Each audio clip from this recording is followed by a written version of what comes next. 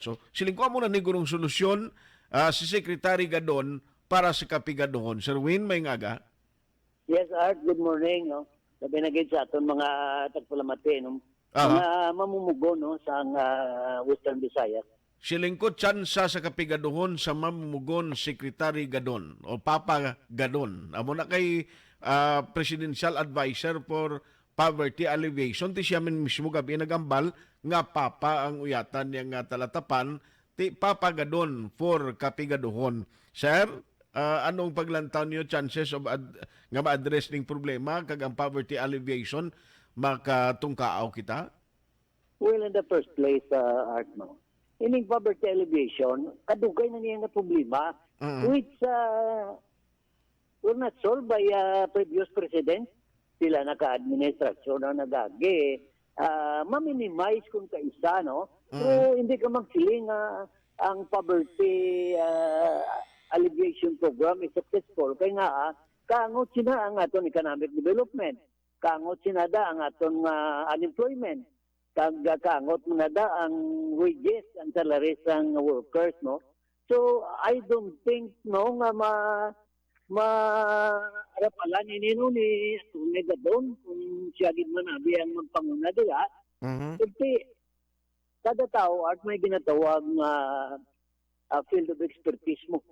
Si kuan niya, si Atty. Gadon, sa pagkaintindi ko, bugado ni saya, galing na disbar, no?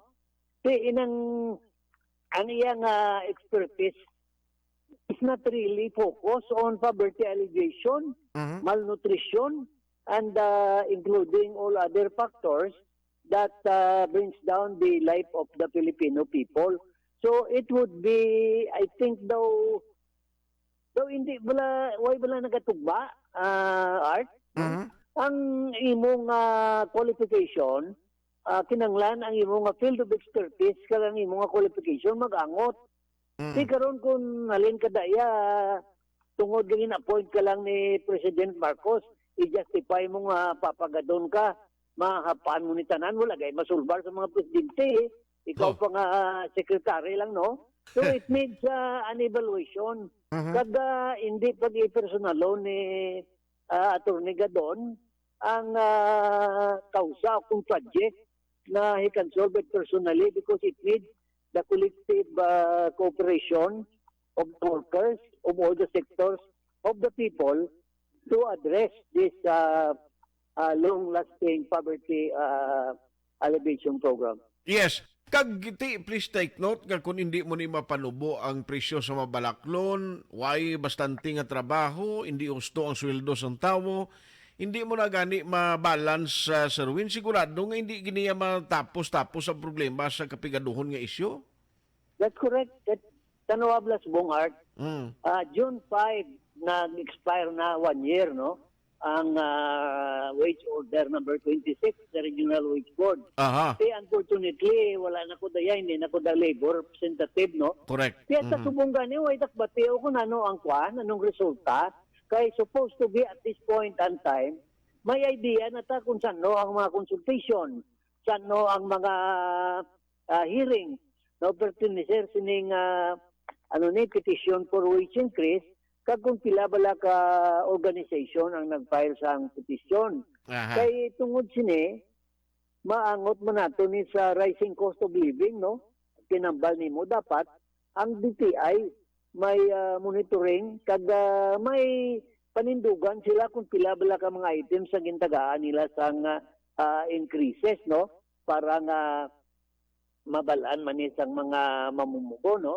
Kag ang importante, pila ang real wage, pila ang real value sang 1 peso. Is it 70? Is it 60 centavos? Or 85 centavos? So kinanglan mabalaan ta mo kag ang last na gin-mention mo man is employment and underemployment. Yes. Kung hindi mo ni ma-address, paano ka makasiling na ma-minimize nimo o even solve the problem of poverty in the Philippines? Kamansyado sini ka seryoso mo na problema kag hindi lang isa ka hensya. Hindi ni masulbar ni Atty. Gadon bisan ano niya pang pamwersa unless no there are agencies in the government na magkupirar sa iya to solidify their efforts in solving the problem of poverty in the Philippines. Yes, actually may ara na kuno nag-signify isa ka dako man ka private nga sektor o kon negosyo nga galing do sa feeding program ito iya nga project nga matandem o kon maupod no galing ti hindi man lang na sa feeding program masolve mo ang poverty alleviation ngani. Di kadamo na art naton nga feeding program. Kaya kinanglan naton sa feeding program kag iban pagid nga programa sa to minimize poverty. Ang kinanglan ta impact evaluation. Oh? I-evaluate mo ano nang epektos ni. Hindi kay wala pa matapos ang isa ka programa, balaan o itang balaan kung successful o kung hindi, busla naman no, sa isa ka programa. So kinanglan may impact evaluation. Kasi mailan tani kung magbago ng personalidad ni Kuan, ni Atty. Gadon. Pero kung masyado ka busi ang iyang personality, kag way man may makasaho, mag-upod siya trabaho da, hindi maging successful ang programa nga iya pag-updan o kung iya nga pag-pangunahan. No? So, antis tani bala art niya pahayag sa publiko ang tool ang sandre nga amo ng iya nga programa, tani may assessment siya na pareho sang inambal ni mo. I-assess yung tanan nga factors with they are geared towards the solution of the problem at hand. So, hindi kayo mag-declare ka dayo nga amo ni masulbar mo. Wala kayo masulbar ang pila ka presidente nga nagligad. Ikaw pa nga sekretaryo lang. Yes. Sir, masip lang ko very quickly, no? Kay isa pa gid ka issue diri sa aton since nga sugar industry. I don't know kung anong reaction no kay may ara subong no sang mga sugar leaders diri sa Negros ang daw nag-react kag nagkontra sa possible import liberalization on sugar bala sir? Well, in the first place, pamatukan na namon pagsugod pa lang eh. Ugaling kaya ang problema tamo na eh. Sige ang sugar import liberalization. For as long as hindi matandog ang mill gate price, hindi okay man lang sa mga planters. Okay. Pero kung hindi gani magnubo na ang mill gate price, mawangala na sila dayon. Pero in the first place, niyang sugar import liberalization, halit manggid ni saton kay naa, it would lead to the collapse no, of the local sugar industry. Kaya ang go naton, pati bugas, para natin sa import liberalization scheme, no? Na halos tanan-tanan, pati bugas Bombay, i-import na lang naton. Paano karon pag-uswag sa atong local economy? Labi na no, ang kalamay, sabihin na ang gross by about 60%. No? Okay. Sang talabay sa bilog na Pilipinas. Hindi man gid na iya proper dapat no ang ginatawag na massive sugar import liberalization. Ang kinanglan talang tani calibrated bala art ang pag-import nimo in order to fill up the buffer zone nga ginatawag nila kag kung may ara man gid sang ginatawag naton nga kakulangan.